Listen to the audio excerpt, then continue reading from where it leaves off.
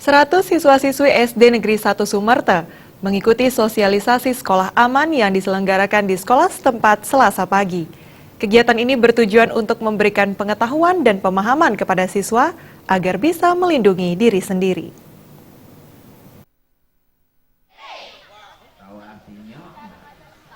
Menurut Camat Denpasar Timur, Dewa Made Puspawan, sosialisasi sekolah aman ini merupakan kegiatan memberikan pengetahuan pemahaman kepada siswa SD mengenai keamanan diri sendiri, seperti melindungi diri dari kekerasan pelecehan seksual, penculikan. Selain itu, pengetahuan mengenai lingkungan tempat belajar. Semua dari sosialisasi ini untuk memberi rasa aman dan nyaman pada diri siswa, sehingga proses belajar berjalan dengan baik. Anak-anak ini agar mereka ini mampu untuk menyerap semua pelajaran dengan baik, mengalami kondisi yang aman dan nyaman di sekolah, dalam arti mereka mampu untuk melindungi dirinya sendiri dari segala sesuatu mungkin yang tidak baik, apakah itu pelecehan, apakah itu kekerasan, tidak kekerasan maupun hal-hal lainnya yang sekarang mungkin marak terjadi di sekitar kita. Nah, kita mensosialisasikan ini agar anak-anak paham bahwa dia harus bisa melindungi dirinya sendiri di mana saja mereka berada, apakah di sekolah, di rumah, di lingkungan tempat bermain, maupun di tempat-tempat lainnya.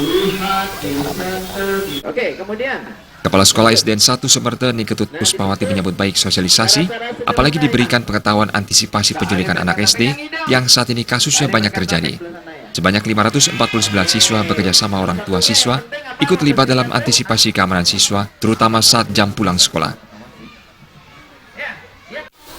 Kalau kami kerjasama juga dengan orang tua siswa, di samping kita punya satpam Pak untuk keamanan. Jadi orang tua siswa juga ikut membantu kita untuk menjaga keamanan sehingga anak-anak merasa aman.